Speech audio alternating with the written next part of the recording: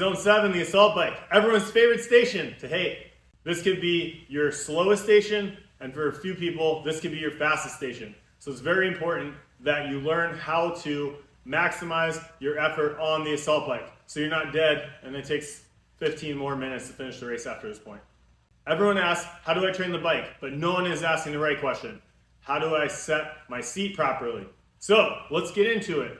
Things that you need to worry about. Knee extension, arm extension. Where's your hips? Most people don't even pay attention to the bike, they just get on it. Maybe they pay attention a little bit, but they're still not optimizing it. The seat is set at the lowest setting right now, and move as far forward as possible.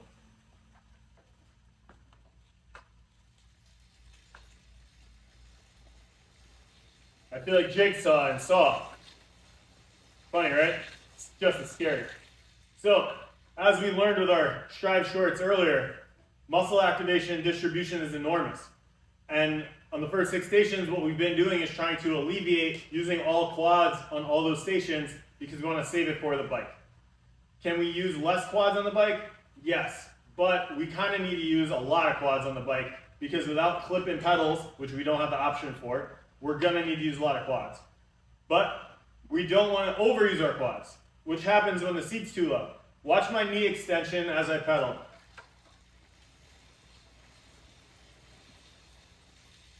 Notice exaggerated, my seat's too low. My knee is barely getting to 90 degrees. Have you ever done a wall sit?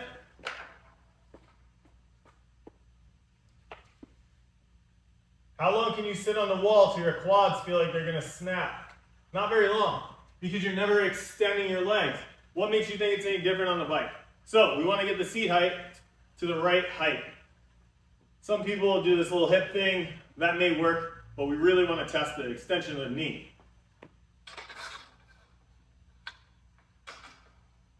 And we also have to worry about the seat forward and back because of the arm extension.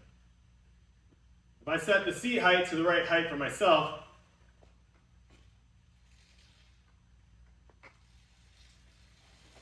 I'm getting the knee extension. As you can see, this is probably a little too high. I'm wearing different shoes. I don't want my knee locked because now I lose power. Now my knee's locked. I want a little bit of a bend, about 95% extension. This is a little high, so move the seat back.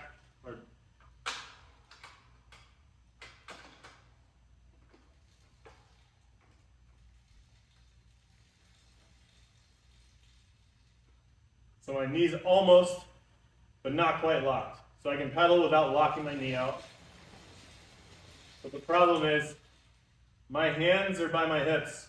When you do bench press, do you push from your hips or do you push from your chest? Obviously, not your hips. It's not a hips press. So let's adjust the seat. Most people have the seat all the way back because that's how the bike was when they got there. If you're short and you got these little T-Rex arms, you're going to be reaching and leaning and reaching and leaning because you can't quite reach extension. So what we need to do is find the happy medium.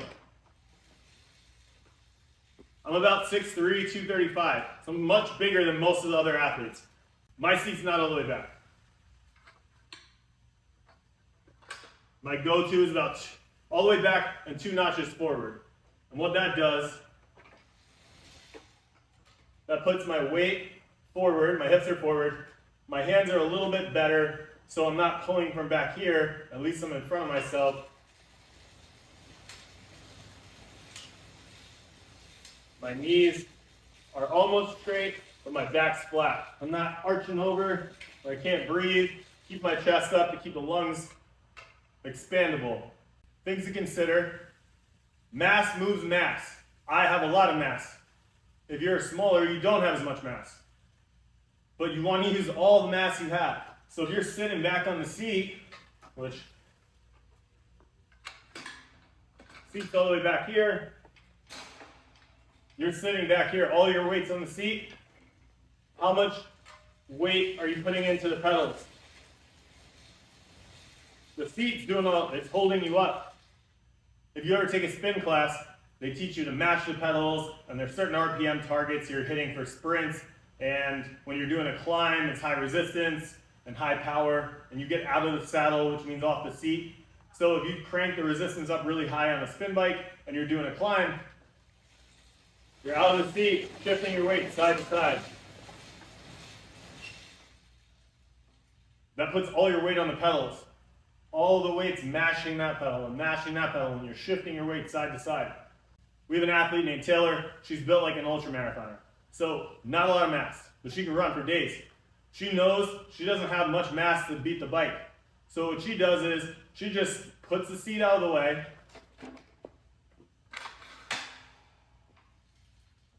and she stands and treats this like an elliptical. Chest is up, she can breathe, just wait, just wait, just wait. Is she the fastest on the bike? Absolutely not. But is she the slowest? By far, no. She gets to her bike in a good amount of time, about 2 minutes, and she can get off and run after, because she's not trying to smash the bike with super low seat and blow up her quads. She's extending her legs, flushing out the quads, using her skeletal mass to pedal the bike. Is that perfect for everybody? Absolutely not. But you got to use what you got. I'm big, I want to use my powerful legs. But if I do that, my RPMs aren't going to be very high. So I need to put about 90% of weight on my feet and only about 10% on my seat. I'm going to sit my personal undercarriage right here and just hover just enough so I'm grounded and I can move my legs as fast as I can, but my weight is on the pedals and my weight's shifting side to side.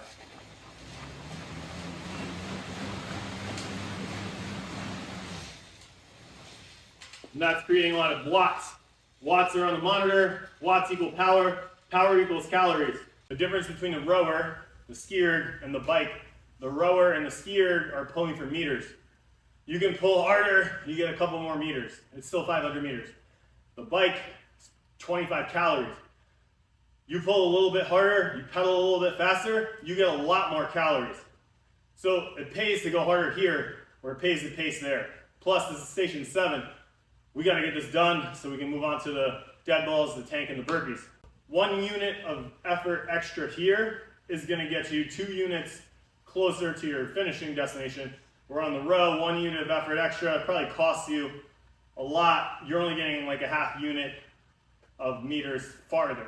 So you're burning more energy to go a little bit farther. We're here, you burn a little bit of energy to go much farther. I just want to show you from the front. My weight shifts side to side again.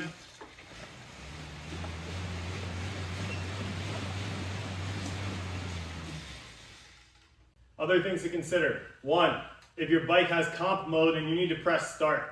If you do, you'll know before the race.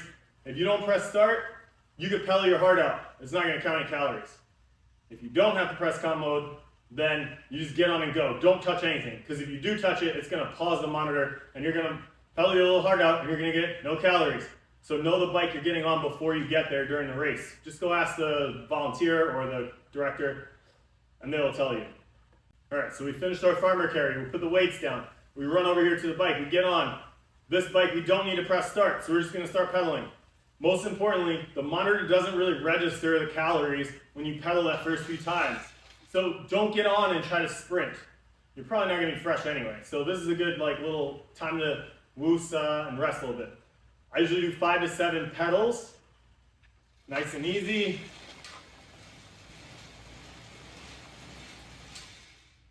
We talked about mind games before. Play mind games with yourself. Keep your mind busy and occupied.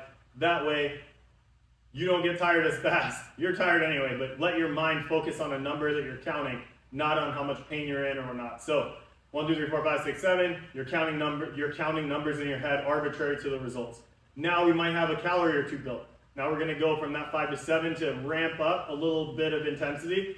1 unit, it's all based on feel, but go up 1 unit of effort, and then you hold there for an arbitrary number of pedals, then up to next level, next level, next level, until you're going to give it your burst and smash as hard as you can.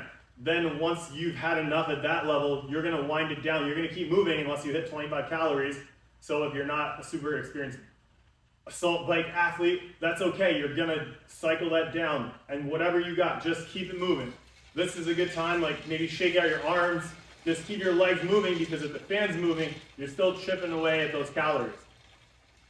Take a couple deep breaths, get the CO2 out of your lungs. It's more important that you blow it all out than try to take a deep breath first, because if you don't get all that CO2 out, your oxygen in your lungs is mostly CO2, and how much more can you really add? Not much. So you're just pouring oxygen into all of your CO2. So blow out as much as you can. Take a huge breath and refill your lungs, because now you have room for all that oxygen. That's going to settle you down, help clear out the lactate. Notice my legs are mostly extended, so my quads are flushing out the lactate. They're flushing out that burn. That way we're not seizing up, we're not going to cramp. And now we can pedal again. So we're going to ramp it up, and I'll give you a quick little demonstration. So from the top, 5, 7 pedals. 1, 2, 3, 4, 5. Pick up the pace a little bit, hold this, pick it up a little more. Hold it, pick it up a little more. Hold it, count fast. 25 calories yet, but I'm going to control your lungs. We're still moving the pedals. We're still moving. We're trying to recompose ourselves. Now we're going to pedal again. We're not going to go as hard the second time. You just don't have it. Keep moving. By the time your second burst, rest. Third burst, rest. Each burst is going to be much shorter than the first. But you'll have knocked off a lot of calories by then. You're going to be tired when you get off the bike, even if you go super slow. Woo. You want to be here for 7 minutes like this, or you want to get off much faster, being tired anyway. Smash, recover, intervals. That's the secret to the bike. All right, in summary, on the bike, most important thing, set your seat properly. Try out different settings. Make sure it's as high as possible, where you still have a tiny bit of bend. Make sure your seat is forward some. You shouldn't be all the way back unless you're 6'10" or something. Most of you aren't. So toy with those. Do smaller bite-sized chunks of the little ramp up that I taught you. So just go 5 calories or 10 calories just to see how that feels. 5 to 7 easy pedals, ramp up to an easy, ramp up to a medium, ramp up to a hard, smash. Your smash is going to be like 3 seconds, maybe like 4 pedals. So don't think you're going to hold that very long. When you can't, wind it down and just move. Really take those deep breaths, try to cleanse, big cleansing breaths, and then you're going to ramp up again. Your second ramp will be much smaller than your first. Your third ramp, if you're still on the bike, will be much shorter than your second and way shorter than your first. But by that time, you're going to be off the bike. And then you'll be done. And then you just go to the dead balls. And dead balls are a piece of cake. So fix your seat, practice these strategies, and figure out your seat height. There's 3 seat options to try. 1, do a 25 calorie time trial if you haven't done that recently. Go fresh, put the seat the way you usually do. Hit 25 calories. It's gonna hurt, but you do you. Write down the number. How long did it take you? 2 hours, hopefully not 2 hours. 2 minutes and 58 seconds. Great, write it down. Take a 5 to 10 minute break so you can completely recover. Now set the seat the way I told you. Probably higher, probably a little bit closer. Ramp up with 5 easy pedals to 7. Ramp small, medium, large, smash, recover. Small, medium, large, smash, recover. Time's up. All right. 2:38. Great. You just shaved 20 seconds off. Write that down. Another 5 to 10 minute rest. Now move the seat out of the way and practice standing. See what you can do the 25 calories in if you're just standing in, if you take a spin class, position 2. But just standing, shift your weight side to side, just keep your lungs open, practice breathing, and see how long that takes you. Ultimately, what you're gonna end up doing is figuring out, you probably wanna smash a little bit, but then you need a rest. So maybe you stand for a little bit, maybe you do the first ramp, and then you stand and kind of coast for the rest, or maybe you ramp, stand, ramp again. Toy with all these things, but once you get it down after you do those time trials, practice at like 10 calories doing each thing. Which one feels the best? Which one's the fastest? the fastest may or may not be the best for you. For me, it is the best because I'm off the bike super fast and I don't even get tired anymore. I'm like, oh yeah, I'm done with the bike. Forgot that I even did that. But for you, if it's 5 seconds faster, but it kills you and you can't even walk when you get off, then the cost benefit is not there. So go to an alternative, whichever one keeps you freshest when you're getting off. Because we still got 3 stations after. Have fun on the bike. Don't treat it like the redheaded stepchild. Practice small chunks. You shouldn't be dying every time you look at it. You should embrace the suck and learn how you, because we're all different, how you need to attack the bike during your DEKAs, and that's going to make you a better athlete. I'll see you out there. Text me your times. How much did you improve from how your bike used to be? What's your new PR? Let me know. I want to know. I'm very excited about this stuff, so share your winnings. See you out there in the DEKA arena.